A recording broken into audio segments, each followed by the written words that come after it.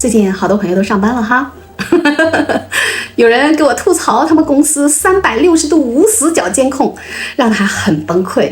这工作的感觉每天最重要的一件事就是表演给监控看。哎呀，这真是一个非常气人的宇宙规律啊！不单这个监控问题是这样，你看想搞钱的天天熬夜拼命卷，结果钱没搞到，人先进了 ICU。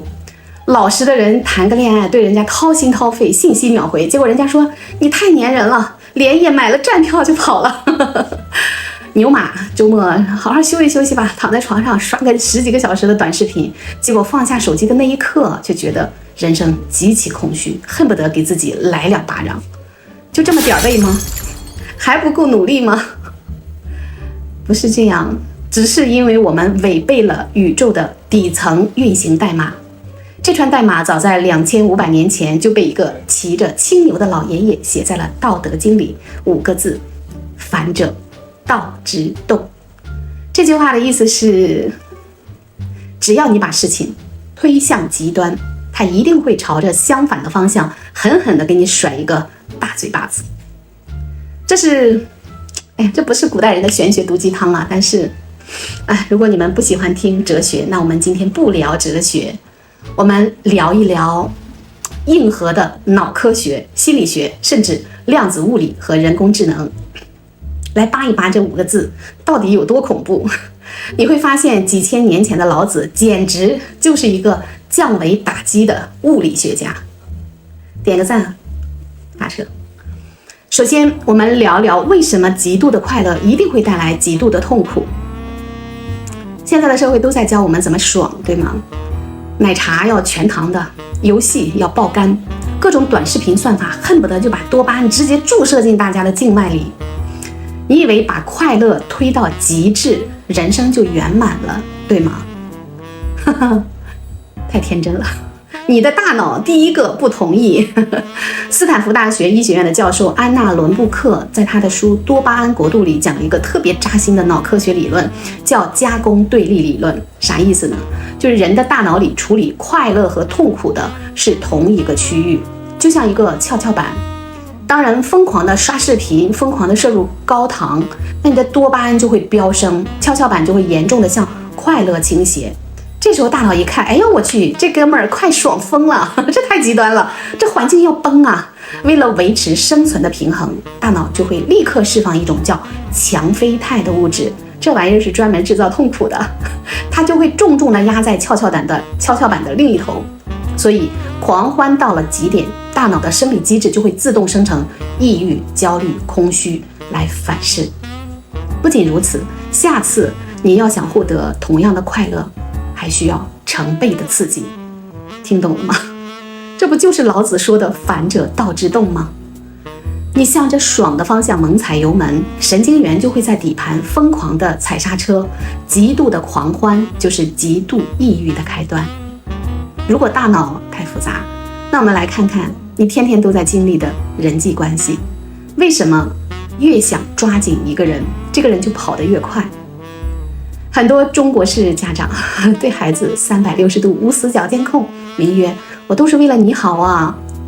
情侣之间查手机、定规矩、夺命连环 call， 名为我太爱你了。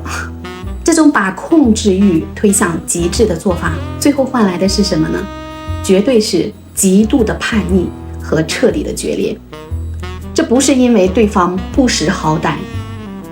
1966年，心理学家杰克·布雷姆用严谨的科学实验提出了著名的心理抗拒理论。他发现了一个人类出厂自带的 bug。当一个人感觉自己的选择权和自由被剥夺时，不管你给的东西有多好，他的本能反应就是逆反。他推开你不是因为你不好不优秀，纯粹是为了夺回自己生命的控制权。我现在也特别理解那些有一些电视剧的一个场景，就是你像手里捏着一把沙子，我越使劲，这个沙子就漏得越快。当我摊开的时候，那个沙子就留在这个掌心，稳稳地待在掌心的，对吗？老子说这个就叫反。在关系里，控制的极致就是失控。允许别人做别人，允许自己做自己，留点缝隙，爱才能透进光来。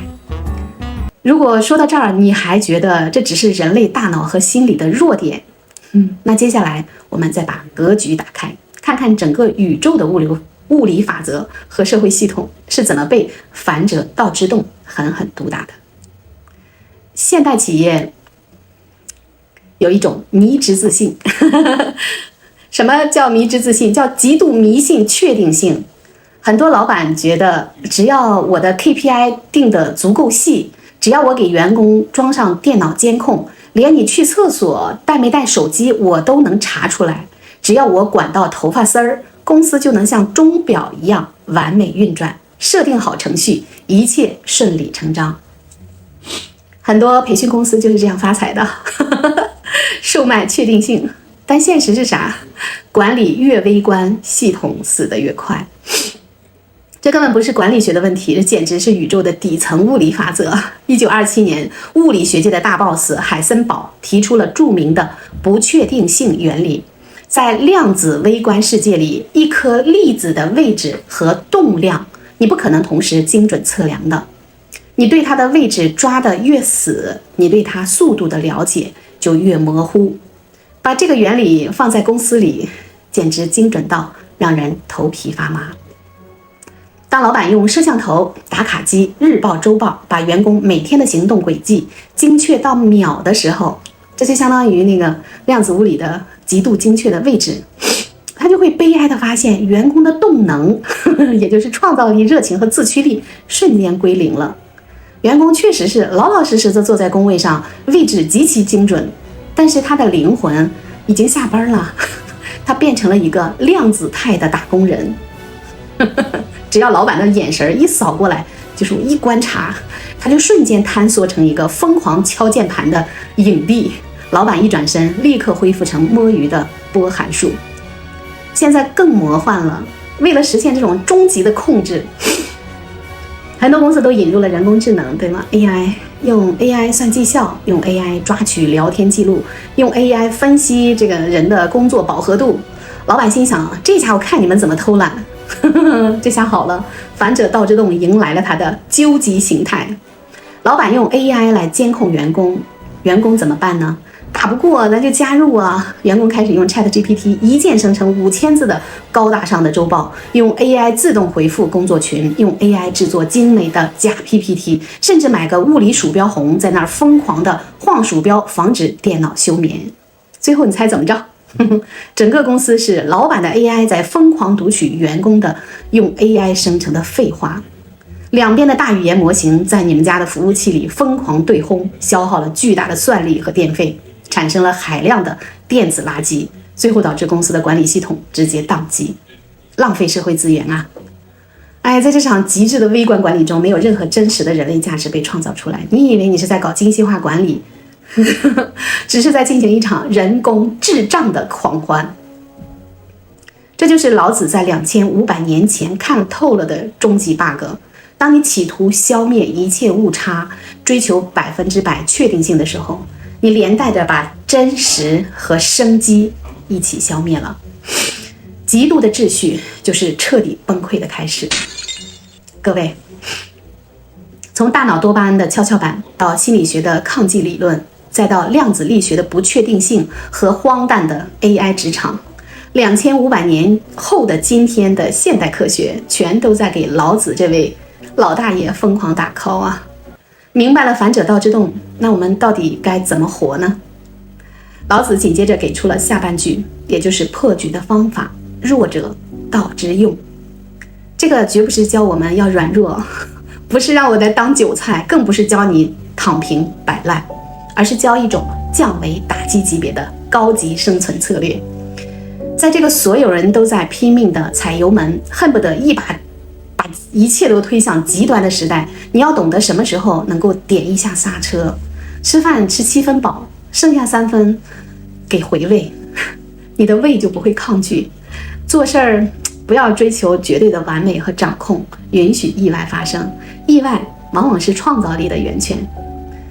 爱人爱8分最多，剩下几分好好的爱自己。真正的高手永远不会把自己推向绝对的满格，因为他知道月满则亏，水满则溢。真正的强大不是永远的向前推，而是懂得向后退。好了，今天的内容有点烧脑。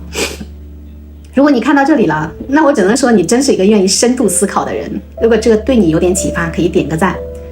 不过按照咱们今天讲的反者道之动的定律，如果要在这里按着你的头死气白咧的求你一键3连，你大概率会产生心理逆反，直接划走。所以你随意吧，点不点赞都行，不强求反而全都有。反正万物皆是道。我是 Teresa 同学，我们下期再见。